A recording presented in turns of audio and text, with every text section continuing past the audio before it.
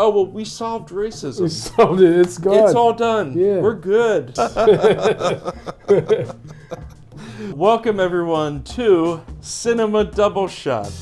I'm Wallace McKelvey. I am a filmmaker and journalist, and this is my dear friend Paul Hood, who is an educator, a playwright, a filmmaker on his own, an author, and many other good things. Yes. I do a lot of stuff. And it's been like a week since the Super Bowl? 1 week. Yeah. It feels longer. Yes. Somehow. Go Birds. We did it. Fly, did it. Eagle, fly. Yeah. Don't be too disgruntled by the Boston shirt, but I love the city of Boston. I got this shirt at Faneuil Hall at the Quincy Market. Yeah. So this is my Boston souvenir. I appreciate. Yeah. Are you a Boston sports, do you have thoughts about their teams? No. I mean, the Red Sox are cool. I mean, if you're a baseball fan. Yeah. Because Fenway Park is like an iconic sports venue. Mm-hmm. It's like Wrigley Field and then Fenway Park are the two oldest ballparks, I think, in the MLB. So yeah, I mean, but Boston is a great city. It's a magnificent town. Have you been to Boston? I have, yeah. Well, I have friends who live in and around Boston. Yeah. I haven't seen them for a minute, so I need to schedule another road trip up that way. I recommend taking a train up. Yeah. It's a great train ride. It's 8 hours. Well, it's the same amount as driving. Yeah. But you get to see all of the little cool New England cities. Yeah. And it's funny because each city is almost like a smaller version of Boston. So they're all like Boston's little Boston siblings. Light. Yeah. Yeah, like Providence. Yeah. It's like little Boston. Yeah. Although don't tell that to anyone from Rhode Island. Yeah, I don't think they'd appreciate that. We just pissed off our one Rhode Island viewer. Sorry. Little Boston. So yeah. Yeah, Boston's a really cool town. It's got a nice nightlife scene, and it's got good beer There's and a great art scene and lots of history. Lots of history, yeah. Lots of history. Best way to see the city is to do the Freedom Trail, which I'm probably telling everyone what they already know. So, well, I would say most of the people watching or listening to this probably haven't been to Boston. So except for my few friends who live there. And then you're just preaching to the choir for them. But my sports heart is Philadelphia all the way. So I'm so glad the Eagles won. It makes 2025 more tolerable.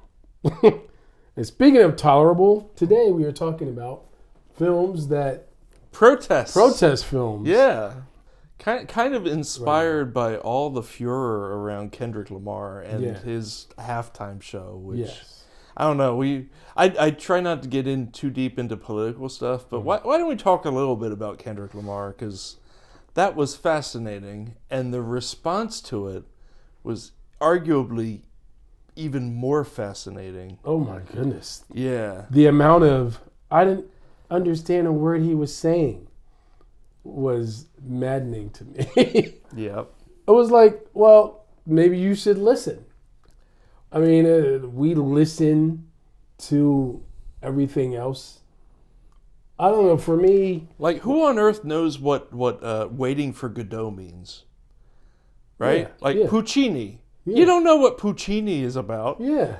But that's why you know... It's interpretation. That's why you look it up. Yeah. You learn more about it. You get a translation. Yeah. Do research instead of... See, the part that was frustrating was the anger that came with the ignorance. It's like, if I don't understand something, I'm not going to get angry about it. I'm going to find an understanding of it. And I think what's frustrating is the brush off of, it's just hip hop. Oh, look at his pants. Look at the way he's dressed. Yeah. I don't understand this, so I'm just gonna lash out. That's lazy. Well, and let's just be straight up about this. Yeah. The divide. Yeah. I try not to frame things as a racial division. Mm-hmm. But this is one instance where the response was pretty heavily divided along racial lines. Yes. I don't think I saw very many black people who didn't understand what Kendrick Lamar was trying to say. Yeah. Well, I mean, all right, so it was mostly white people who didn't understand. Yeah, we weren't getting we didn't have it was the threat of losing our month from the current person in chief, chief in person, whatever you want to He call. Who shall not be named. Yeah. So it was a protest, and it was on the biggest stage. Yeah. Where it needed to be, and so let's break it down a little bit. And I think there's always room for nuance, right? Yeah. But let's talk a little bit like, what was Kendrick Lamar trying to say? In a matter of words, he was basically saying that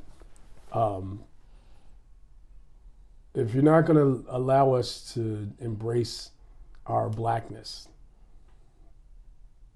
I'm going to use this moment here to show how important we are as people and our culture is to America. And he did it with, off of a diss track, with the whole beef. There's the whole beef with Drake, which quite honestly, I didn't understand. Yeah.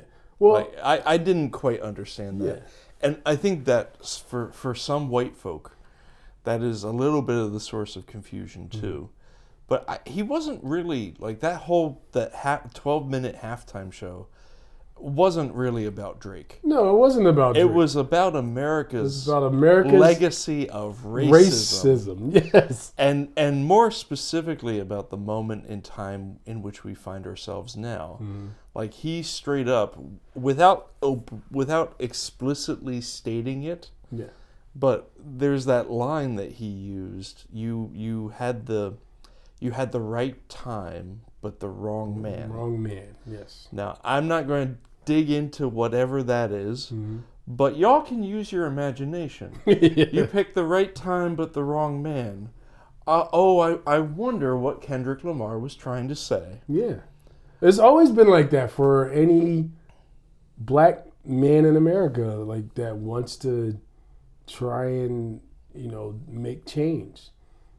It always seems like it's the right time, but from the perspective of like we last year, how many people were like, Biden is the wrong man, and then when Kamala stepped up, Kamala is the wrong woman. The wrong woman. It's like, it's never the right person. When is it gonna be the right person? Like, it's so Obama wasn't the right person. Yeah, and Obama was until he was. Yeah.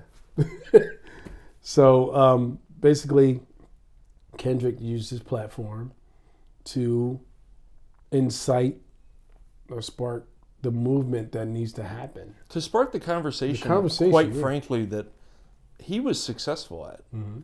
Because after the Super Bowl, at least for the first few days, that is all I saw being discussed online and in person in my various circles, was some form or fashion, either a conversation about people not knowing what he meant, or people 100% knowing what he meant and saying to themselves, okay, what do we do with this now? Mm-hmm. Right? Yeah. And in that way, I think he was incredibly successful. And let's also talk about some of the reasons why people may not have understood. So, number one, like, I don't think it was that subtle. If you took the totality of what Kendrick was saying, a lot of it was images. That image of, like, a bunch of black men in red, white, and blue assembling attire, the American flag. Assembling the American flag. Because let's be honest, my people, black people, have contributed a lot to America. American culture. To American culture. American industry. Industry, yes. Infrastructure.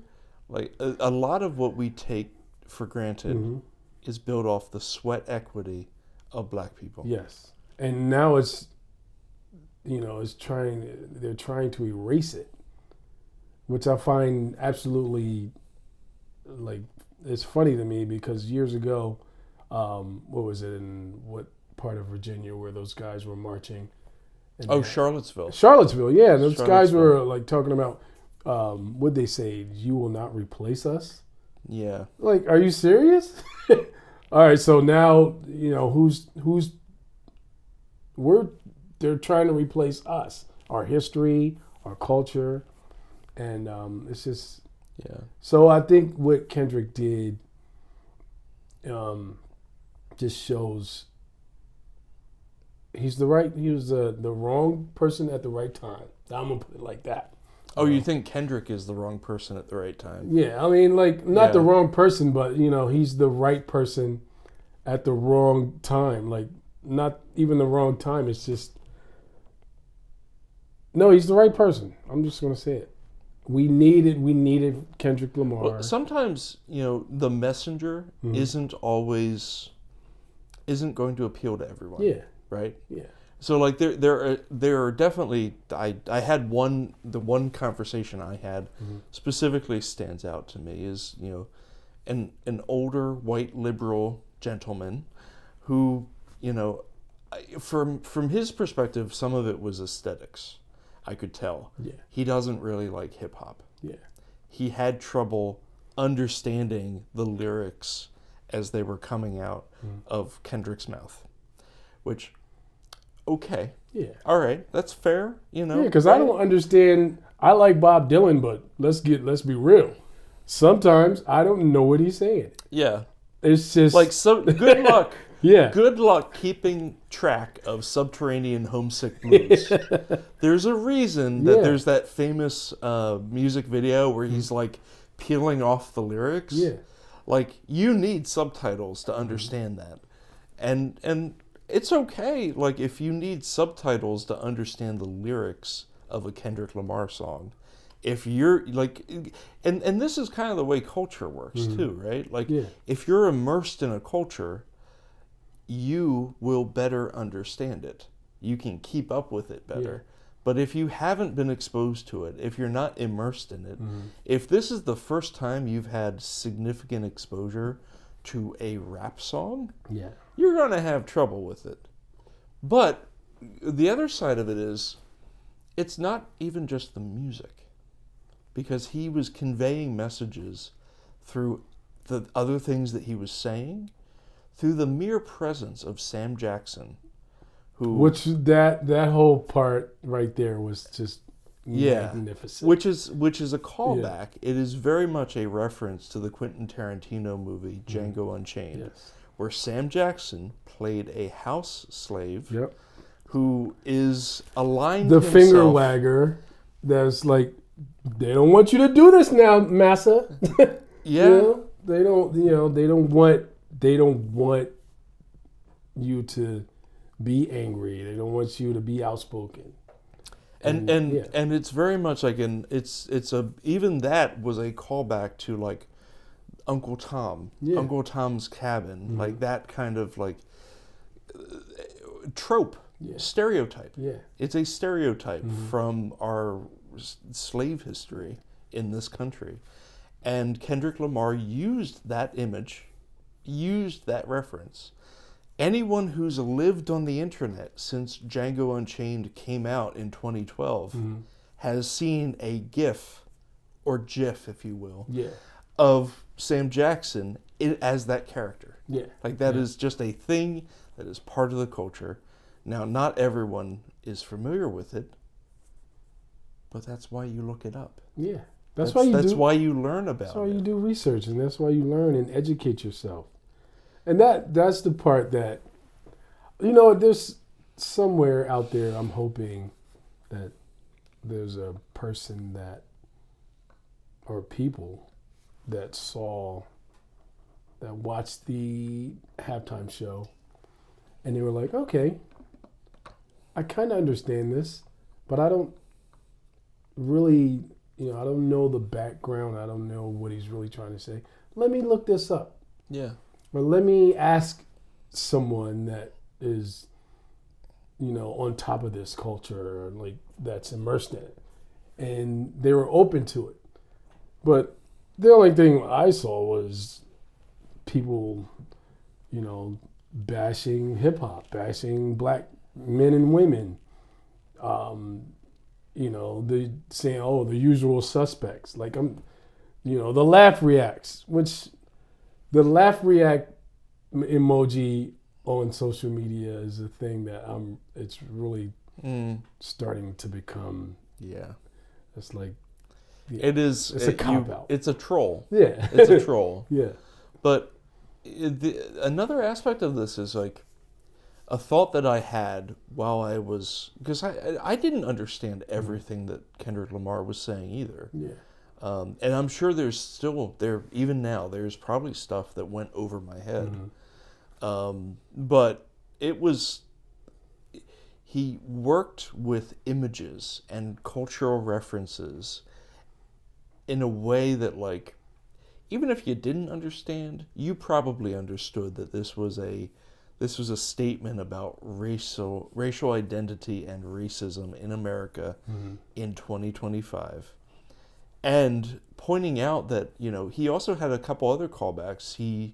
And this is taken from one of his songs, but, the revolution, will not be televised. Yeah. Which is itself a callback to a song from 1971.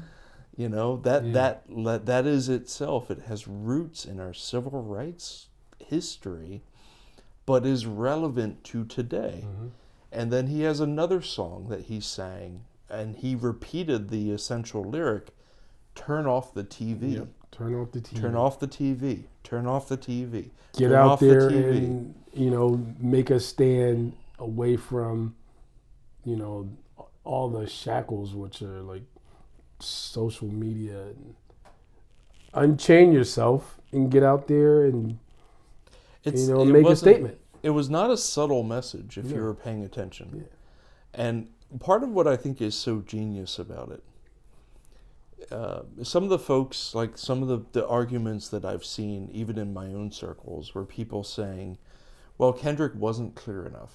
He should have been, if this was, a statement about modern politics, he should have been more upfront. He should have been more clear. It was more upfront and clear than... Here's the thing. If he had gotten up on stage and said, like, for example, F Trump... Yeah.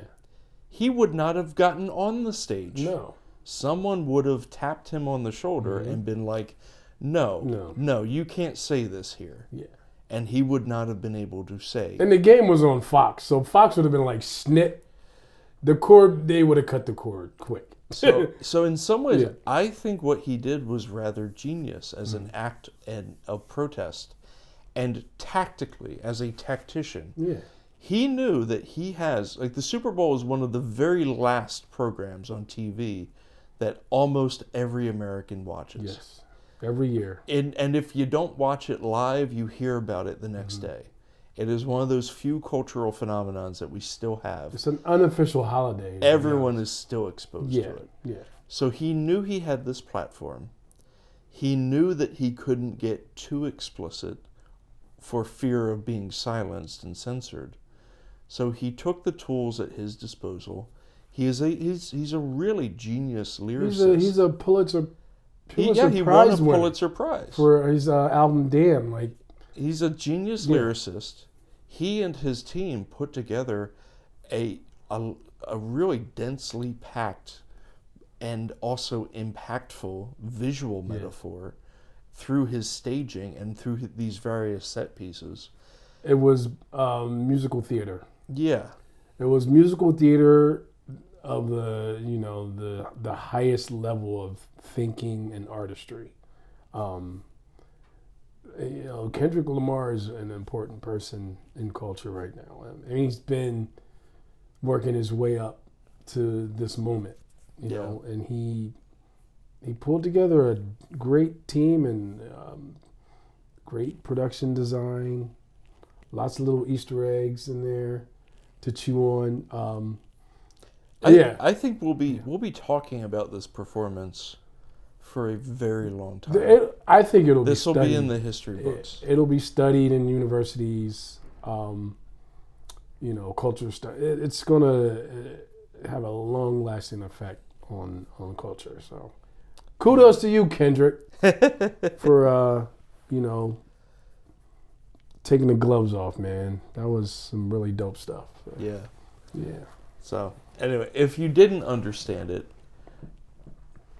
Google it.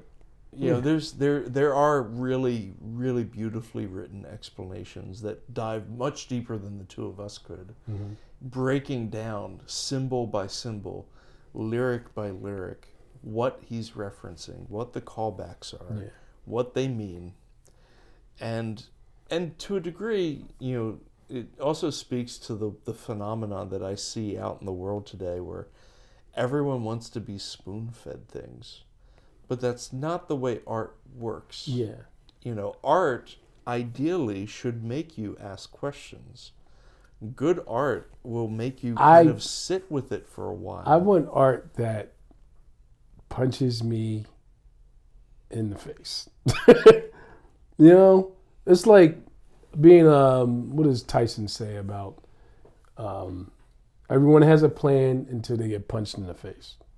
So you go to see any kind of, you know, you go to an art gallery, you go to a theater, you go to a concert, you always expect it to be an easy thing. I want art to not be easy. Yeah. Or not be, you know, recycled things that have already been done before. And the Super Bowl halftime shows have been pretty gentle up until this recent performance. And it's like, you know, somebody posted on social media, like, where's the rock music? Turn on your radio. Like, rock music you can find it anywhere. Is everywhere. Like, I mean, there's not a lot of stations playing hip hop. Like, let's be honest. I mean, unless you're in a major market, you're not going to get your station that, well, you know. I don't know. I think hip hop is big business now. Yeah, well, there's rap and then there's hip hop. That's part of the message that Kendrick, I think, is sending, even with that feud. Yeah. He's saying that so much of commercial hip hop is just that. It's commercial. Yeah. It doesn't have a message. It's not trying to give you a nourishing meal. Yeah. And it's not trying to wake you up. It's not examining the dirt and the grime of the living in a city as a, you know, someone that's immersed in urban life. Rap is, you know, like somebody, I just saw a documentary on ABC that talks about the beef between him, Kendrick Lamar, and Drake. And this guy sums it up pretty easily. He's like, if you want to dance and have a good time, you listen to Drake. If you want to think, you listen to Kendrick. And I was like, yeah, that pretty much sums it up. During the Super Bowl halftime show, nobody wants to think. But that's the brilliance in what Kendrick Lamar did. He's like, we're not going to sit here and I'm not entertaining you. You guys don't want us here. So this is why I'm going to shed a light on what's happening now. I'm not here to entertain you. I honestly, I've seen every single one of them in recent years. I could not give you another memorable Super Bowl performance. Like, there's the Janet Jackson one with you know, Justin Timberlake. But that was a wardrobe malfunction. That was memorable for the wrong reasons. Prince's performance was great. Yeah, I honestly I don't remember that one that well. It was a long time ago, and you're not a sports fan, so. But yeah, so but in recent years, I can't think of I could certainly rattle off some of the people that have performed, but I can't remember a single memorable image from any of them. Yeah. Because, like, they just kind of wash over you. Yeah. When you're watching the Super Bowl, you don't expect to be challenged. You don't expect to have to engage intellectually or even emotionally with a performance at the halftime show. You just want it's just like a visually appealing jukebox, basically. Yeah. That's the way it's been for years and years and years. And Kendrick gave us what we did not expect. We did not expect to be taken to school. And that's what Kendrick did. And I think that's part of why people didn't like it. Yeah. They were like, what is this? This is too real for me. It's like, well, put on your big boy or girl drawers and listen. Yeah. So, and you know, some of the folks who are like, well, I couldn't understand it. Well, I couldn't hear the lyrics. Well, he should have been more clear.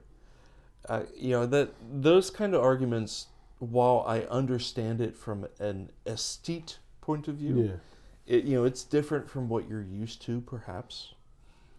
But similarly, you look at the great works of the Western canon. Yes. You look at, like, Waiting for Godot. You look at even something like Alfred Hitchcock's Vertigo. Or go even further afield, Pablo Picasso's Guernica. Yeah. Those works they don't spoon feed you their meaning. Like, Guernica is about the human rights violations during the Spanish Civil War. But if you just look at it, you don't necessarily absorb that. Yeah. You see the kind of hyper-stylized images of suffering and of bombs, but you're not spoon-fed messages. You're not told how to feel. Yeah. You feel it, you process it, and hopefully you try to learn about what the artist's background was, what was going on during this period of time. You have to put in a little bit of work in order to appreciate Guernica. Yeah. I think that's what's going to happen with, this halftime show performances. Like I said, they're going to be studying this and breaking it down. And for those of you who, were lost, there is information out there on the web where it breaks down each part of the show and tells you what all the symbols meant. So go take a look at that.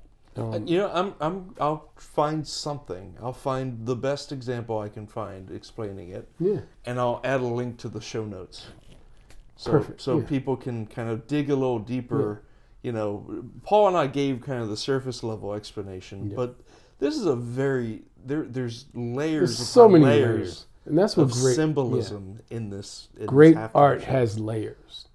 We go see movies. Just like ogres have layers. Yeah. Great art has layers. Yes. It's an onion. What does he say? I'm like an onion. Yep. That was the Shrek halftime show.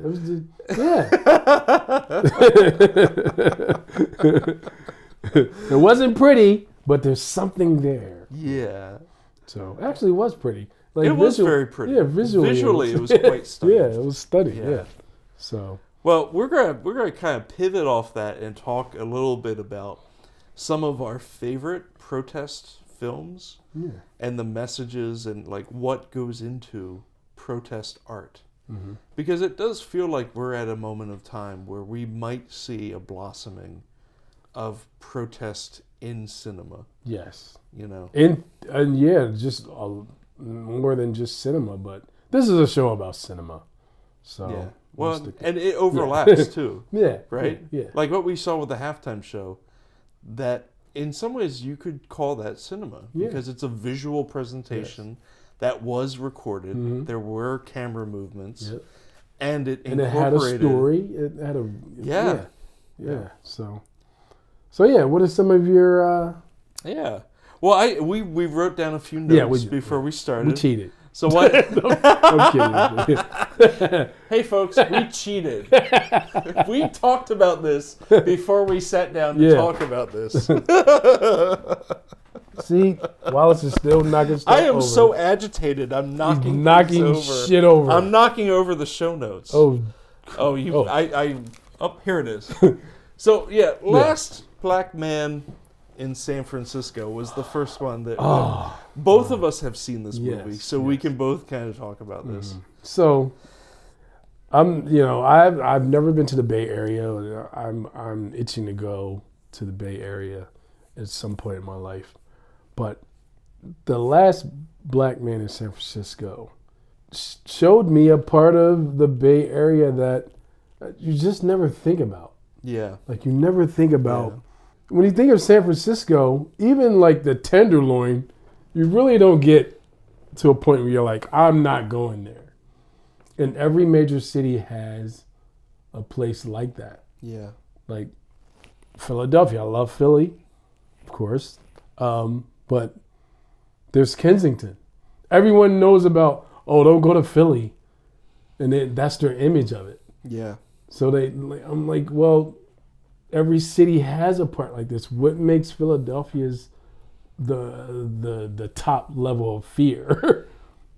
So you end up painting with such a broad brush because we have to boil things down to their simplest, most common, image or idea, much like the halftime show.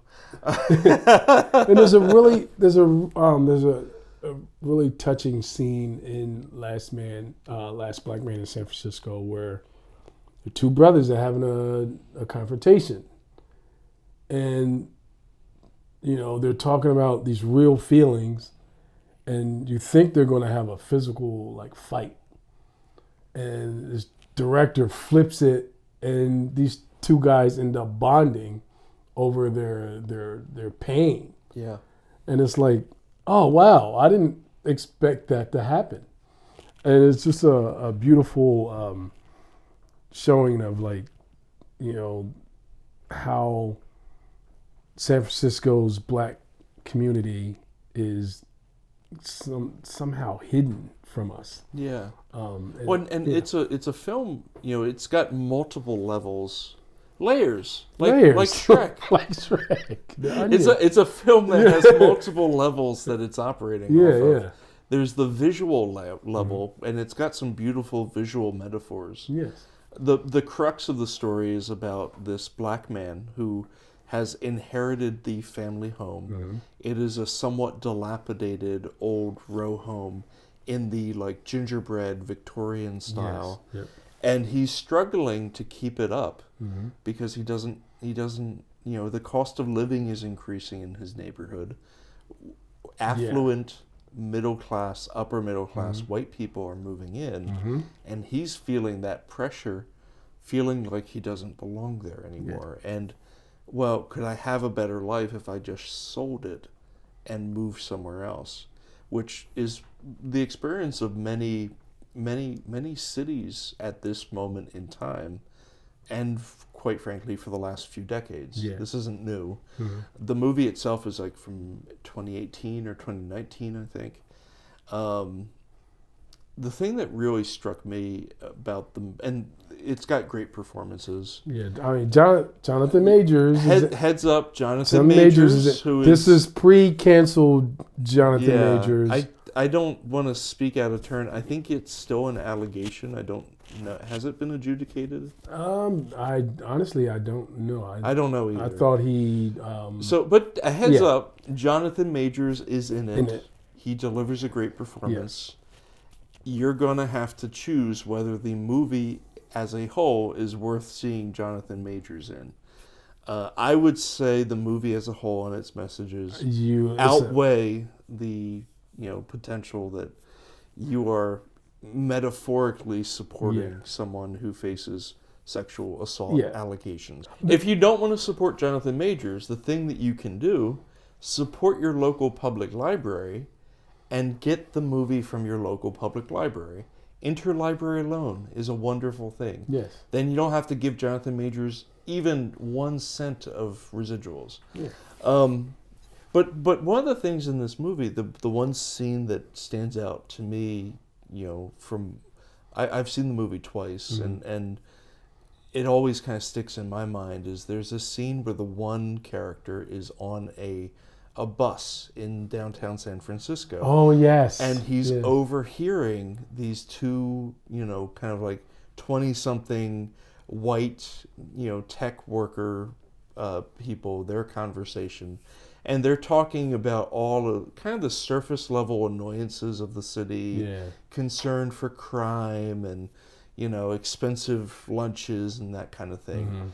And he, kind of interrupts them and has this really heartfelt conversation with them, which culminates in a line that I've used so many times to describe the cities that I have a love-hate relationship with. Yeah. Like our city. Yeah, like the River City. Yeah, like River City Stories. His line is, you can't hate something unless you've loved it first. Yes. And that line, which almost feels like a contradiction, so beautifully conveys the complex emotions of living in a city, of simultaneously seeing the good things about it and the bad things about it. Yes. And, the cities that I've lived in, I feel that in my bones. I feel that way about Atlantic City, New Jersey, where I worked as an investigative reporter for a number of years. There's really beautiful people there. Yep. There's a struggling and yet still vibrant community there.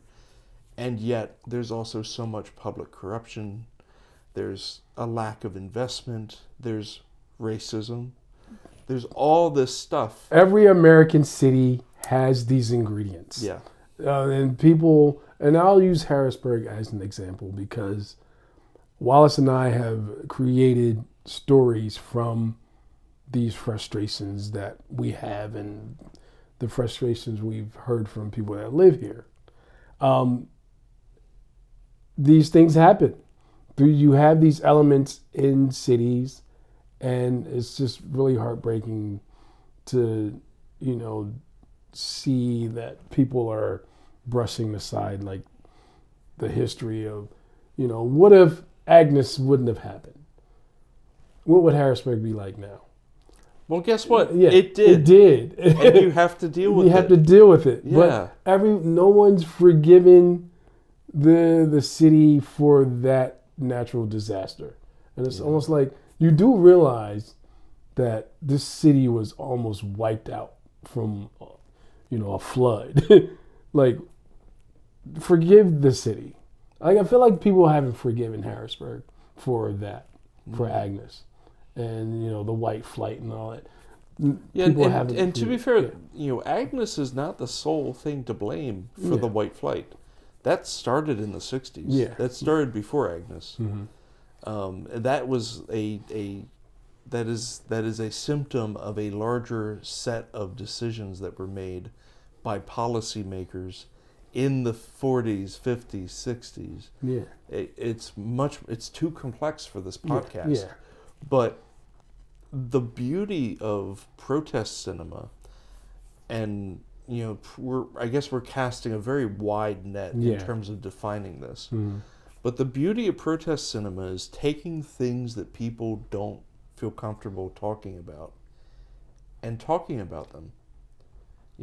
Taking something that no one wants to talk about. And not glossing over, not taking the mask off. Let's get rid of the niceties and, get to the real meat of it. And these are what these movies do. Either they do it with a blunt object or they do it with a little bit of a brushstroke. A more fine refined, finesse, metaphors. Metaphors and symbols. Or many cases, a combination of both. Yeah. So I think Kendrick, parts of that were as subtle as a punch in the face. Yeah. Other parts of it were more metaphorical. They were visuals. Yeah. And The Last Black Man in San Francisco gives you both. A bit of both, yes. Yeah. You know what symbol I liked? And maybe it's just me, because when I watch movies, I have a different lens because, being a writer myself, I pick up on symbols that maybe weren't intentional by the director, but it's my interpretation, and that's what good art is. Yeah. It helps you do. So the scene where they're skateboarding down the street and they're in unison and they're going forward. I'm like, that's beautiful. As you see two black men skateboarding. That in our culture, skateboarding wasn't our thing. That was, that where skateboarding really started, out west. But it wasn't a thing that, that a lot of black men were doing, And that in itself is like a racial stereotype. Yeah. I know a lot of black guys who skateboard. It's not that uncommon. But it's like, but in our society, we kind of flatten it down. We tamped it down, and it's like, no, we do that. We like skateboarding. There's skate parks, and I see a lot of brothers at skate parks. But to see these two black men skateboarding and moving in unison down the street in San Francisco, that scene is in itself, it's a statement of the relationship between those characters. Because they do butt heads, they disagree about a fair amount, and yet there are also these moments where they are in beautiful, graceful, it's almost a ballet. Down the streets, winding through these streets of San Francisco. That was one of my favorite parts of the movie, and I was sitting in the theater. I remember I saw it at Midtown Cinema, and I was sitting there, and when I saw that, I was like, "Oh, this is dope." I was like, "This visual right here is like, yeah." And what I think makes this movie a protest film is because it is talking about a subject that other movies at the time were not talking about. And in ways that they weren't talking about them. 2018 was around the time of, I think Selma came out 3 or 4 years before then. Ava DuVernay's really wonderful film about MLK and the protest movement at the Selma Bridge in Alabama. But unfortunately, why don't we get into this a little bit? It's difficult to find modern protest movies. We had difficulty even coming up with the list that we did. It was tough because Wallace asked me, he was like, so let's name some protest films. I came up with the usual a couple Spike Lee movies. And that was really, for me, because I'm a huge Spike Lee fan, that's where my mind was locked. I was like, oh, wow. I might have saw some protest films that I didn't realize that they were, that's the statement they were trying to make, or that's what they wanted you to take from it. But so much of the cinema about civil rights, all flavors, whether it's racial, whether it's LGBTQ, a lot of those movies are set in the past. And not even necessarily the recent past. Now we get it with documentaries, but stories or. But even documentaries, the most popular ones tend to be about historical events. Events in the back in the 50s, 60s, 70s, and while I do think it's important to tell those stories. And there are a bunch of movies that tell them beautifully, as I think Ava DuVernay's Selma does. I don't really think of them as protest films, and there's a risk when so much of the culture conversation about civil rights is about the civil rights movement of a particular decade. It divorces the history from the present day. It's a lot more difficult to directly link what happened in 1962 with what is happening in 2025. Yeah. And if you don't have movies that are set in the present tense, the way that Last Black Man in San Francisco is, there's a risk that if you watch some of these movies, you'll come to the conclusion that, oh, well, we solved those things. It's the Green Book phenomenon, where you tend to think, oh, well, we solved racism. We solved it. It's gone. It's all done. Yeah. We're good. Well, you watch Milk and you're like, oh, well, we solved gay problems. Yeah.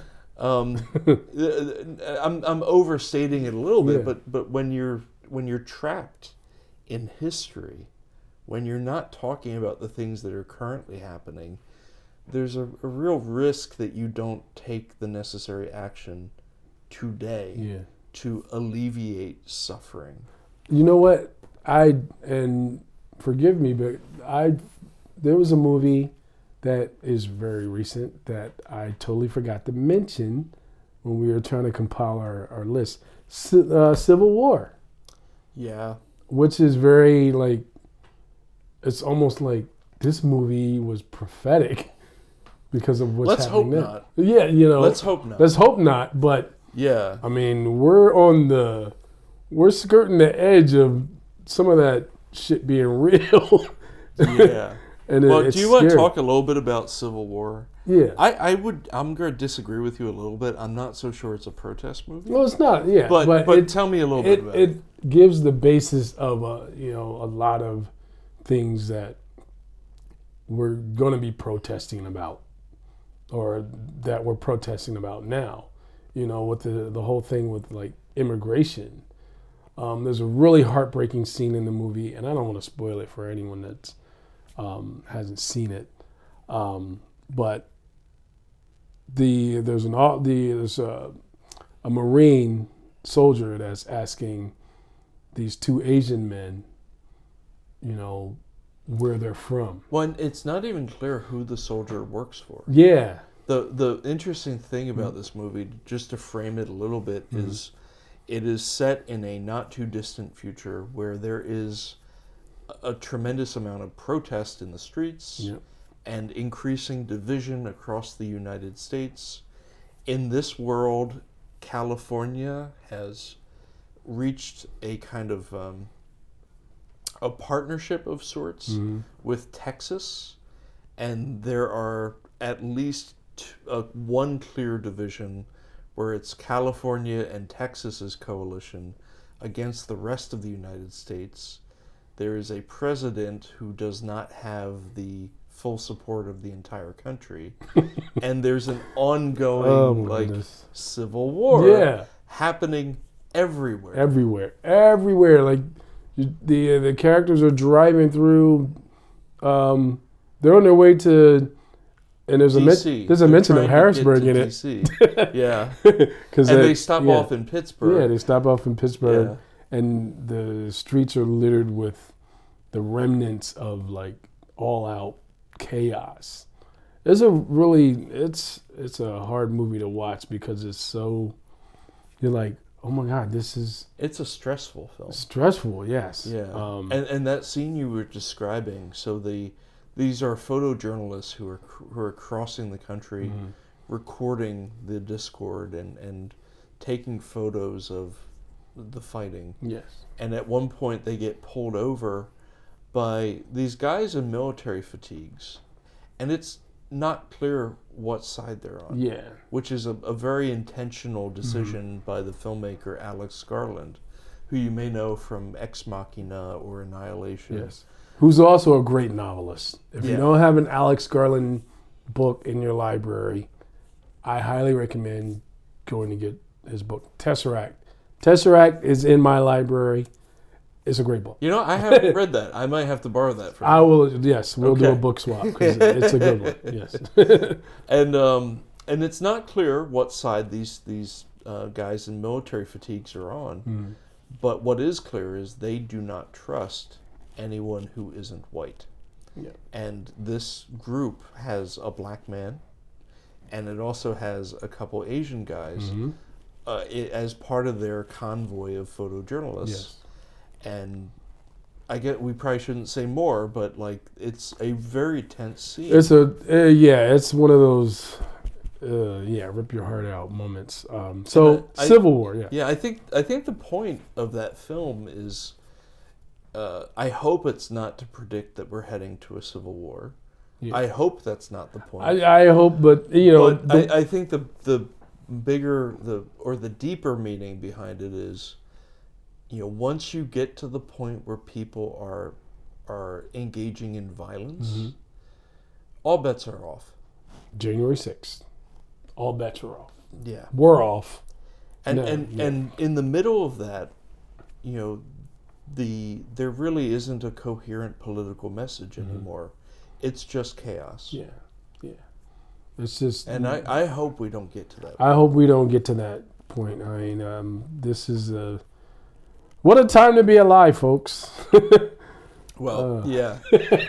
I'm not certain that I would call Civil War a protest film, because I'm not sure what it's protesting. Yeah, but the reason why I threw that in the mix is because I think it's the start of what is potentially going to lend to protest. In some ways, I think it's a horror film. Oh yeah, I mean it is. Yeah. It is presenting the worst case scenario. Yeah. If we continue down, which is the spine of any horror film, the worst case, the absolute worst case scenario of what could happen if we're not careful. Mm-hmm. So that was a stressful film. Yeah, I ran into a couple of friends while I was at the theater. They were going into the film as I was leaving the film, the screening of Civil War, and they asked me how I liked it, and I was just like.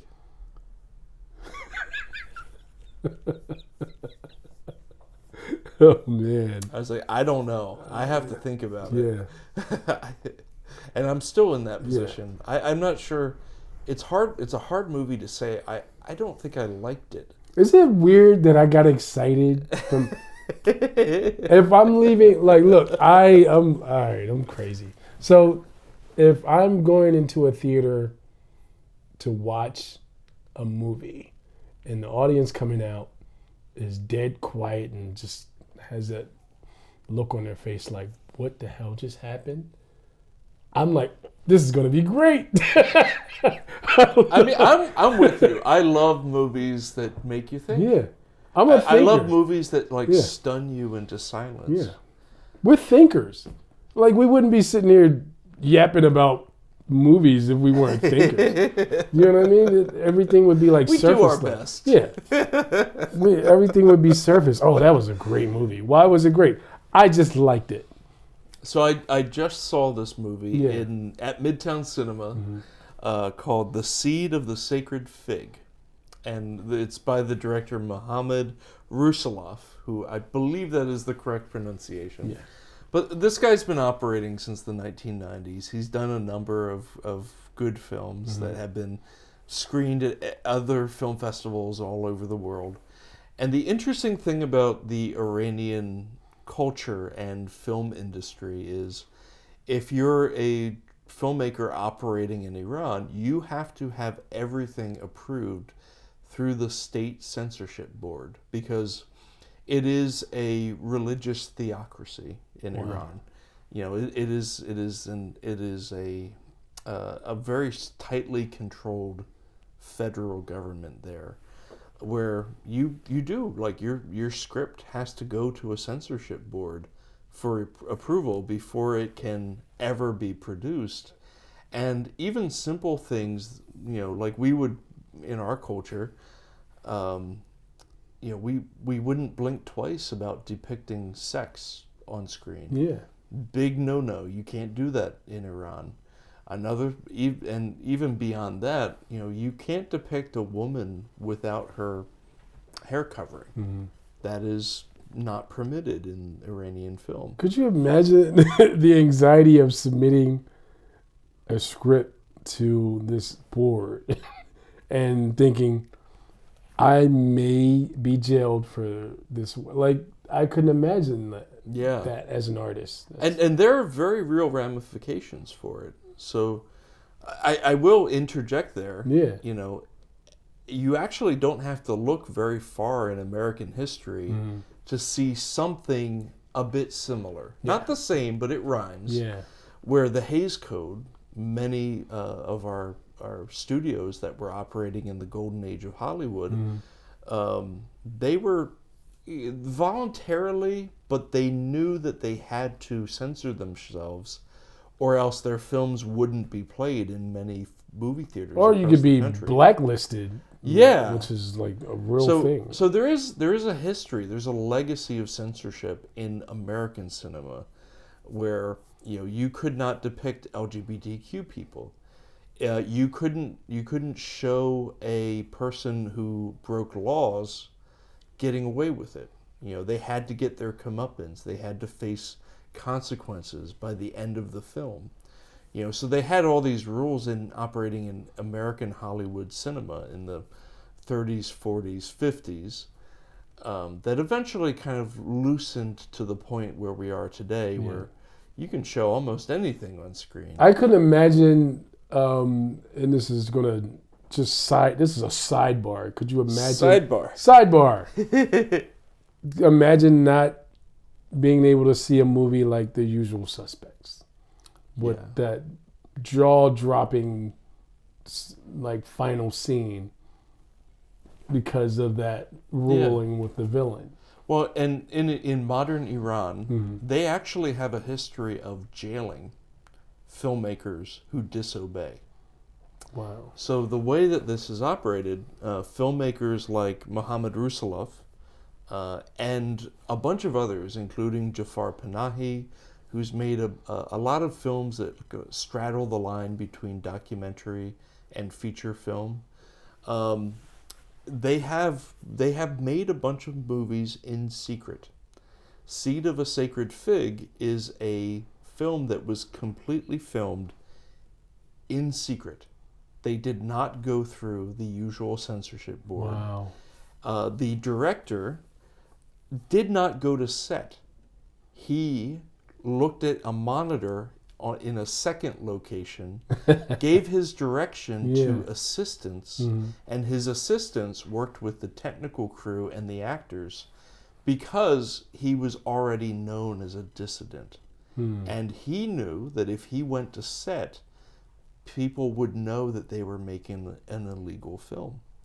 Jafar Panahi, the other Iranian director, he was banned from making any film for a period of time. And so he started making movies with his iPhone. One of his films is quite cheekily called "This Is Not a Film." Nice. So he called it, he said, "This is not a film," in order to get past the ban on him making films. But these directors are taking real risk with their lives in order to make films that are critical of the Iranian regime.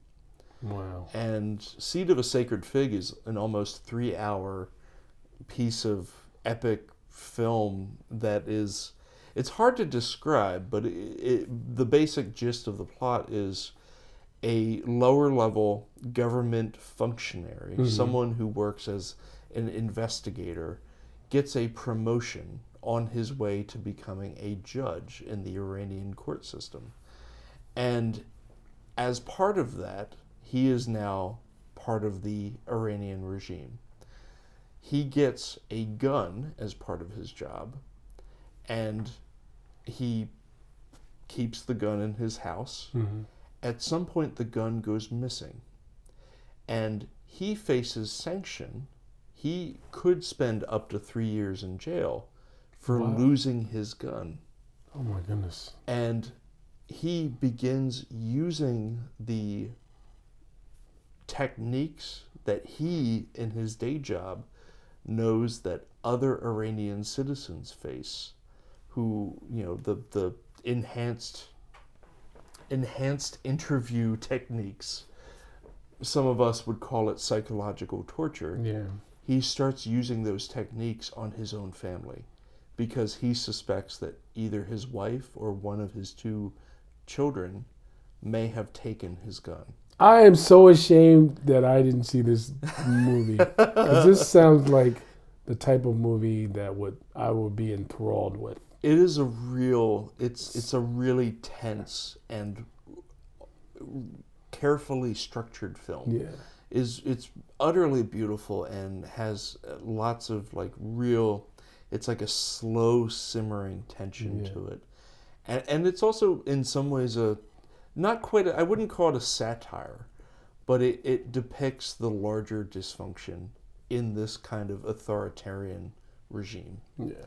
Which is as relevant as it ever has been. Yes. And funnily enough, the director and many of the people who made this film, both the crew and the cast, they were jailed. They were interrogated for their roles in this film. And many of them face criminal charges. The director faces charges of they accused him of creating propaganda, criticizing the state. He's also facing a charge of promoting prostitution. Jeez. Because the women in the film do not wear head coverings. Mm-hmm. So he fled to Germany, and actually Germany submitted this film for consideration in the Best Foreign Language Film Oscar, and it got nominated. It's one of the films that is nominated for Best International Feature at the Oscars this year. But not by Iran, by Germany. Yeah. Yeah. Wow. But that is... Well, that goes back to what we've been talking about. Is good art is and when you're trying to make a statement and change the fabric of the current culture, you're taking a risk. And you have to be brave. Yeah. Brave art is good art for me. Yeah. And the status quo in Iran, films do not question the authority. So just by virtue of questioning the government, you're taking a risk. Yeah. Keep taking a risk, filmmakers and artists of all kinds. Yeah. Don't be afraid to, if you're worried about getting canceled, you're in the wrong business. So there. Well, and here's the thing too, is anybody can be canceled. Yeah. At any time. I hesitate to even use the word cancel because a lot of people, I think, use that word to try to minimize legitimate bad behavior. If you do something like completely just wretched, then you deserve to be shoved aside. If you assault someone, if you sexually abuse someone, then really you're just reaping what you sow. Yeah. That's not cancel. But if you're an artist and you're trying to shed a light on something that needs to be seen by the public, then we need you to do that. And I think the difference is, are you punching up or are you punching down? Yes. That is ultimately the difference between, whether something is actually engaging in free speech or is just engaging in bigotry. Yeah. So, and there's so many other really good protest movies that we could talk about, but this has been a little sampling. Yeah. I figured we should talk a little bit about Spike Lee, because in terms of modern day protest cinema in the United States, we talked about how there aren't that many examples of it, but one director, his body of work, I think, exemplifies this. Yeah. One of the most underrated Spike Lee movies that is kind of like I don't even want to say a protest, but kind of like an urging for the plight of Hollywood as far as their treatment of black entertainers, is Bamboozled. which is an amazing. If you haven't seen Bamboozled by Spike Lee, I highly recommend you watch it. It is an amazing satirical look at the entertainment industry from the perspective of black entertainers. And he kind of, shows you that, even no matter how talented you are as a black man or woman, you still have obstacles that you have to jump over to make it in Hollywood, in entertainment in general. So I would say it's not, maybe it is a protest film. I don't know, maybe. Yeah. I mean, it's a protest of the status quo. Yeah. It's pointing out the hypocrisy and the structural racism that existed when Bamboozled was made, which was like what, it was mid-90s? Mid-90s, yeah. The movie's from the mid-90s, but a lot of the stuff that it's talking about hasn't really changed that much. Yeah. It's just as relevant in 2025. And I think what sets Spike Lee apart is, he is, even in his movies that are not in and of themselves protest films. So I'm thinking about Inside Man, for example. Yes. Inside Man is, on its face, a heist movie. It's a heist movie, like a thriller, yes. But it's got, throughout, it's woven into the fabric of this film all sorts of little scenes that talk about race relations, and not just black and white. It has characters that are Albanian. Yeah. It runs the gamut. It talks even references like LGBT issues. Yeah. And there's one scene in particular that I think speaks interestingly to the dynamic of racial policing, where that character is the patrol officer from the streets is brought in and talks to Denzel Washington about his encounter with one of the suspects, and they go off on this like side tangent about this time that he, I believe he killed like a 13-year-old kid. Yeah. Am I remembering this correctly? I think so. I can't wait for the sequel. Is there going to be a sequel to Inside Man? It's been discussed for so long. I think they're getting closer to getting this thing up and like running.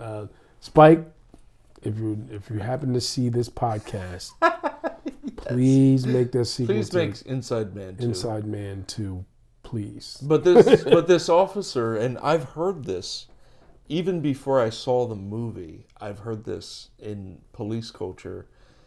I'd rather die an old bigot than make a lovely young corpse. Wow. And that was the fictional character's response to having killed like a 13-year-old black kid.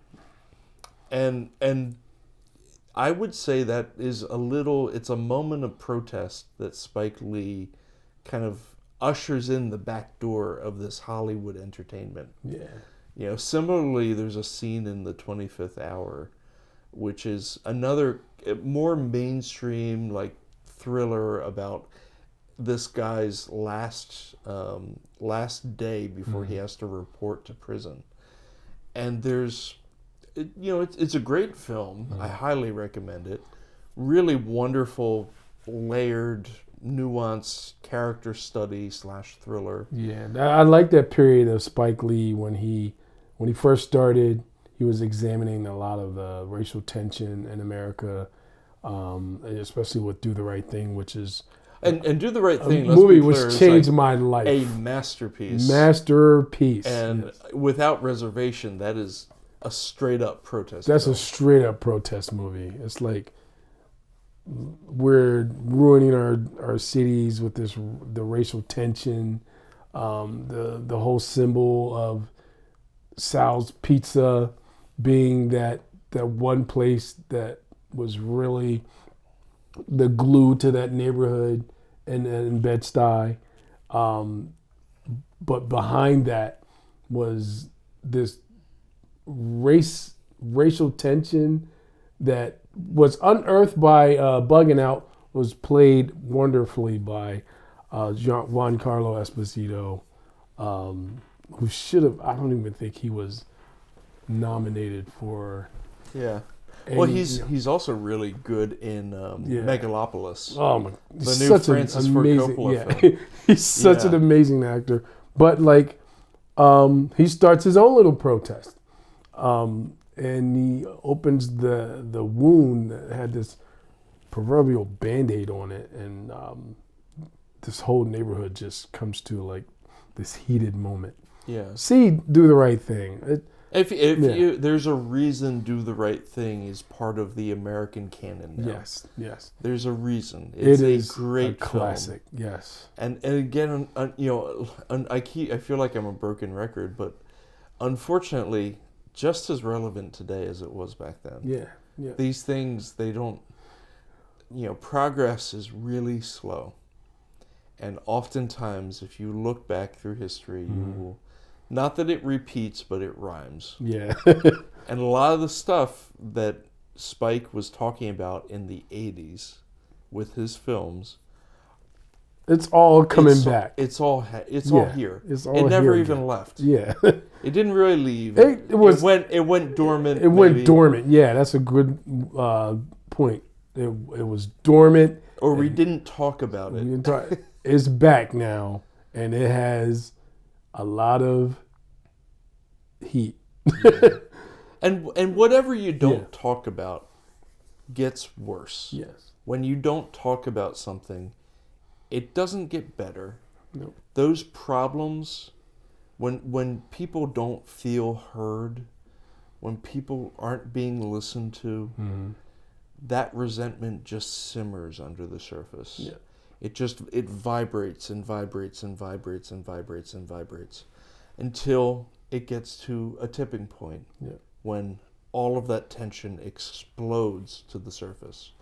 And Do the Right Thing is a document of one neighborhood having these simmering tensions underneath, and in just one particular moment on one hot summer evening, it explodes.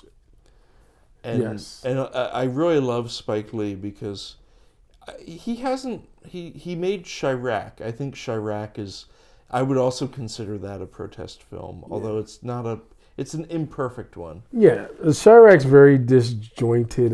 It's one of Spike Lee's, in my opinion, as a screenwriter and filmmaker, it's not his strongest work, but there's still moments in this movie where you're like, I understand what you're saying. Yeah, like we've been there. It's a film about gun violence in which the women of the community withhold sex in order to try to make change. Yeah, and in Chicago, the South Side of Chicago, as everyone knows, has had a lot of problems with with the law enforcement and a lot of the gun issues with guns, and so see Chi-Raq. I would say watch it. It's not the greatest Spike Lee movie, but I highly recommend it. But there's the whole point of this discussion with Wallace and I is we need more movies or more art in general that pushes buttons, because it's time to have more conversations so we can have a better understanding of each other and not hear someone go, I don't understand what you're saying, I hate you. Yeah. I don't understand you, so I hate you. Well, that's I don't understand this thing, so therefore it's not important. Yeah. And that's what a lot of racism, that's the basis of racism. Yeah. It's fear and a lack of understanding of someone other than yourself. It's like, I feel like I use this a lot. Yeah. It's a lodestar for me, but Roger Ebert said that film is an empathy machine. Yep. I think other forms of art can also be described as empathy machines. Mm-hmm. But especially for me, the power of cinema is the ability to have this communal experience with other people in a dark theater where you are for 2 hours or however long the film is. For the brutalist, 3 hours. 3.5. 3.5. There's 3.5, folks. There's an intermission. There's an intermission. But for those moments, you get to live vicariously through other characters on screen. And I think protest films, the beauty of protest films is that they force you to open your eyes to a world that in your normal daily life you may not be paying attention to. Yep, exactly. Yeah. So more protest films, people. We just need more. Need more empathy and understanding. And I think it's time for America to have more protest films. Yeah. Films that don't necessarily deal with the long past protest. We don't really need another movie about the civil rights movement of the early 60s. Yeah. We need some movies that speak to the moment today. To the moment. We need to, we need to move into the now and start working on making new history. Positive history. Like history that moves forward. No more stagnancy. Yeah. So on that note, anything else? No, I think like, believe it or not, there's a list of movies that we did not talk about. This is going to be a 2-part. This one's going to be 2 parts, folks. So. But part of what we were talking about is how there aren't that many American movies. A lot of the movies on our list are either really old, yep, or they're from other countries. Yes. Like the Iranian films, like that is in the here and now. That's something that's happening right now. They actually, there's a vibrant scene of Iranian directors making protest movies and then fleeing Iran because they can't live there. Yeah. Yeah. Would you imagine being in prison and like, hey, what are you in for? I made a movie. Like No, this, but that's a thing. That's a thing. It's That's like a thing that has happened over time. I made a movie, and not just in Iran. Like Yeah. there's all over. There have been cases like that in Russia. Yeah. There's significant controls over what people can say and do, and also what movies they can make. Let's not go there, America. Let's not become that. It's worth opening your eyes Yeah. to what is possible. Yes. Yeah, and then working, not getting downtrodden, but working to make this a more just and verdant world in the here and now. So, all right, keep fighting that fight. Yep. Be kind to each other. Peace.